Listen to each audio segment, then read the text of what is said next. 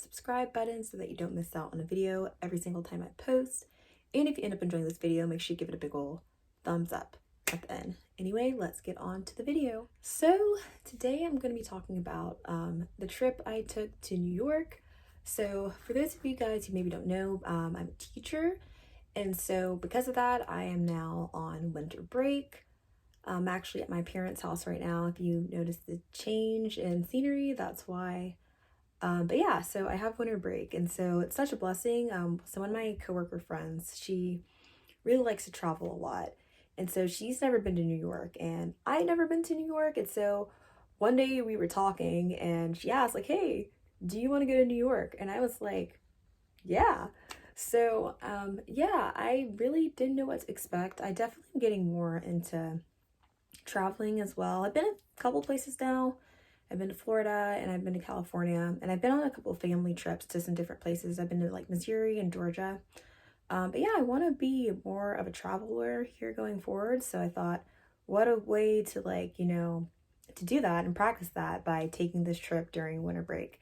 And so we went, and it was a good time. I'm not gonna lie. I really wasn't sure what to expect. So I am from the South. I am from the southern part of the US, and so Southern hospitality is definitely a thing here. And I'd heard from other people who went to New York that a lot of New Yorkers, aren't the nicest people. And then also, like, I feel like you see that definitely in the media as well. So I really wasn't sure what to expect with that. I actually was a little bit nervous about it, but I went, and actually the people were very friendly. I can't speak to anyone else's experience, but I had actually a really good experience there. A lot of the people were nice. Like when I asked for help, that's one thing I was kind of afraid to do, was because I didn't know how people would respond. At the end of the day, people are either going to help you or they're not. So, but I would walk up to people and would ask them for help, and 9 times out of 10, the people were very nice and would point me in the right direction. And so, yeah, that was a really good experience. Taking the subway was a really interesting experience.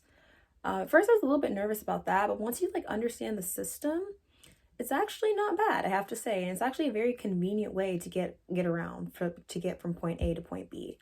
So actually the subway ended up being kind of one of my favorite things I kind of liked about New York, was just, yeah, just the transportation and just kind of the easiness of getting around different places, whether it is taking the subway or walking. That was really cool. I got to see the Statue of Liberty. That was really fun. It really is cool, seeing it in person. I feel like it also is just a different experience being anywhere in person. Of course, you can see things on TV and on your phone, but actually being there is just completely a different vibe. And New York's one of those places, once you get out, at least once I got out, I felt like this. Once I emerged out of the steps that we were walking up to go into the city, we took a train from New Jersey to New York City, I walked up and I was like, whoa, we're in New York now. That's just how I felt. And yeah, it was definitely fun. Definitely is just a larger than life city. There's just so much hustle and bustle and just so much liveliness, but I actually really enjoyed that. We got to see also a lot of really neat art museums, and that was cool too. So overall, I had a really good time and a really good experience in New York. Yeah.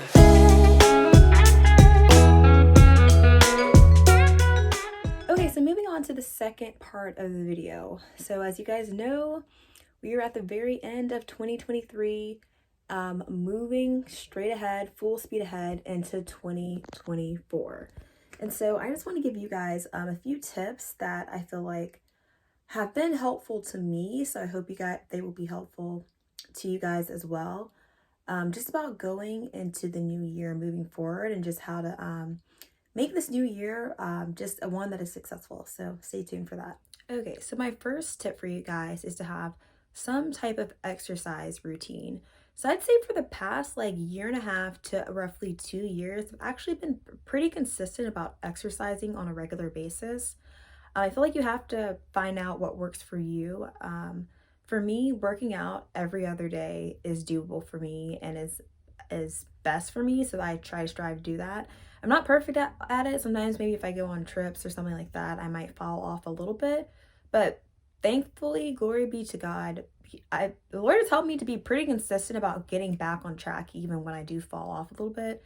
So I'm very thankful about that. Now that it's a habit that's more built into my life, I I'm looking forward to just like carrying that habit into every stage of my life, because I feel like if there's one thing I know and that I'm learning, sometimes it can be really hard to start new habits like the older you get. I think someone once told me, and this kind of like shook me a little bit. Of course, you can't take this for like absolute truth, but they were saying like after you hit 25, it's harder for your brain to like form new habits after that age. And so, yeah, I mean, a lot of us are like, I think I was 24 or so when this person told me that, and I was like, and oop, okay, like, but ultimately, I mean, no matter how old you are, it's never too late to start a new habit. But I mean, I guess I would say if you want to be, think about the person you want to be 5, 10, 20 years from now. And I feel like a good question to ask yourself is like, do my habits right now align with the person I want to be 5, 10, 20 years down the road? Are habits that I have now habits that I want my future kids to have, and habits that I feel like um, or habits that I can be proud of ultimately? And so I feel like we have to be honest about that. And for me, I feel like a couple years ago, of course, I mean, even now, because we're all like growing and working, and we're all works in progress. But I'd say definitely like 2, 3 years ago, I mean, the answer to that would have been like kind of a mixed bag. And honestly, it might have been more no than yes, because I wasn't always super consistent about exercising. And so, but just knew that that's something that I wanted to have implemented in my life. I wanted to like grow up and be older and be a mom, but be like a mom who who also like still works out, who's still active, who still goes on runs, who can still like keep up with her kids. And so I knew I wanted that to be a part of my life, but I wasn't doing that in the moment. So there is a disconnect there. And so I say all that to say, I think most of us, want to be fit in some way, shape, or form. So I just really encourage you, find some type of exercise that you like and try to do it on a regular basis in this upcoming year. For me, I really like running. I know that's not everybody's thing, but I really like running, and I also like HIIT workouts. And I'll do a Zumba class here and there. I think some people are more maybe a little bit Zumba fanatics more than I am, but I do enjoy it. They're like, running is just kind of my thing, and so that's what I typically do, typically at least weekly. And it's just a good space for me, not just to like physically work out, and burn off some steam, but also when I run and I run consistently, my mental health is overall much better. Physically, I feel better. And so overall, it's just I am a better me than I feel like I am apart from that. So find out what works for you and then try to do that on a regular basis. But also feel free to take many steps, because I definitely like 2, 3 years ago, I could not run as much as I like am able to now, but it's okay to just like take small steps. You could just say, look, you know what, I'm gonna walk, and I'm gonna walk 5 minutes a day, and then the next day it can be 10 minutes, and then you can be like, I'm gonna like jog 5 minutes a day, and then I'm gonna walk 2 minutes, and then I'm gonna alternate. So just take baby steps. Any progress is good progress. And so yeah, I hope that gives you guys just some encouragement to, if you want to start working out more. I hope this gives you the encouragement to just go about doing that. Um, so tip number 2 kind of goes hand in hand with tip number 1. And tip number 2 is to make sure you're eating enough calories every single day and enough like rich, nutritious food. Because honestly, you could probably get all the calories you need from food that really isn't that good. If you want to just eat like multiple packs of Oreos, you can get calories from that ultimately, but it's not going to provide you with good nutritional value overall to your body. Like it's not going to do that. So there's actually someone who I work with who basically he comes to our school, and basically he's in the medical field, and one thing he was talking about is how like we really should have more classes about nutrition and how to like eat better, and eat in a way that truly is supportive to our bodies, because that's one thing we have to do for the rest of our lives.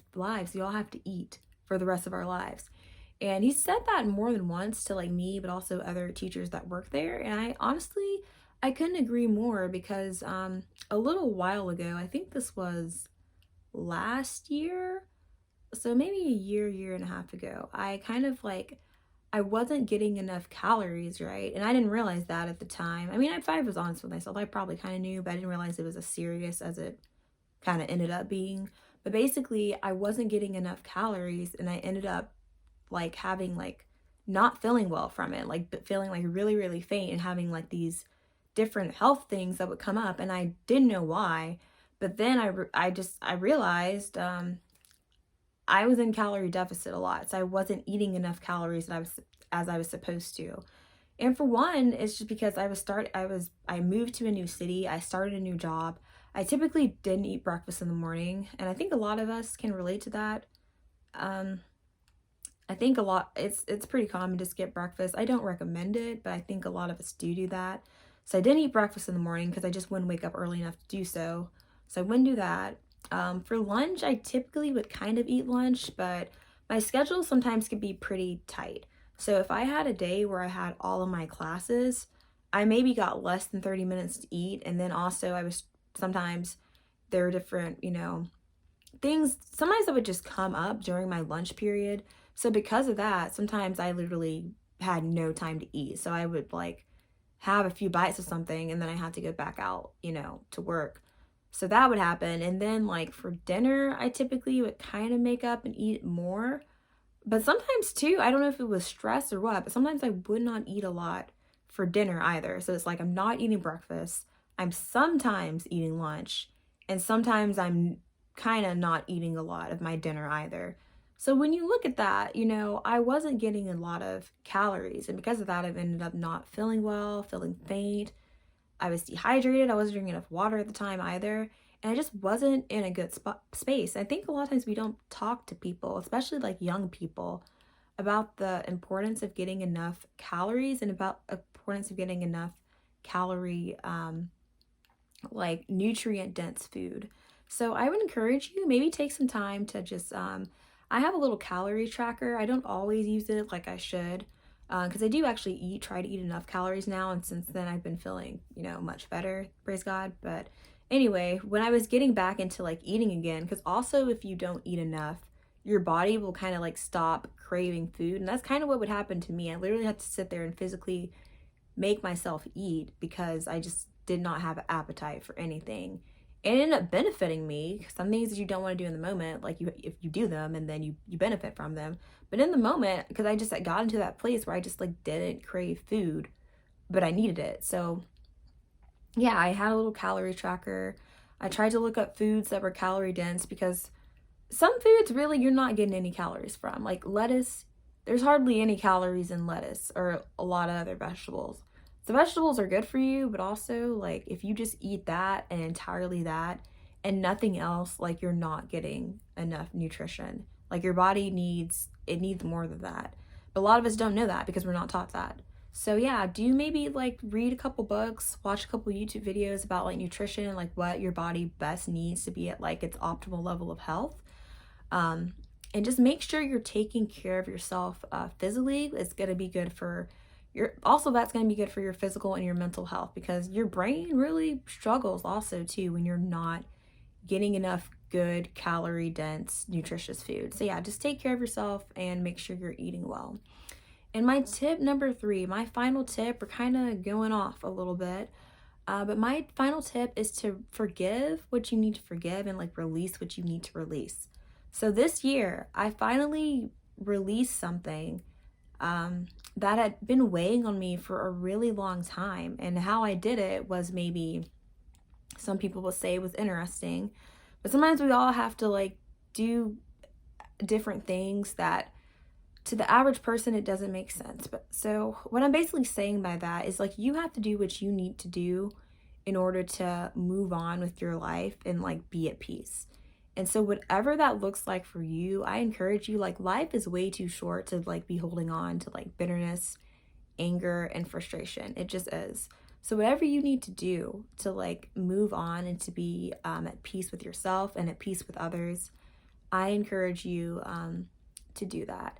And there's different ways you can do that. You can reach back out to people. You can write a letter.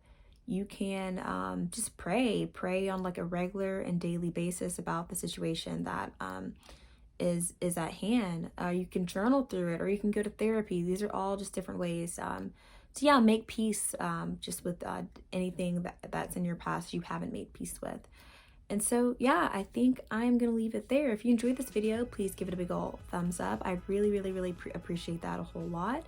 And if you like this channel and you want to see more, make sure you hit that subscribe button. Until next time, I love you guys. Remember that you're fearfully and wonderfully made. Bye.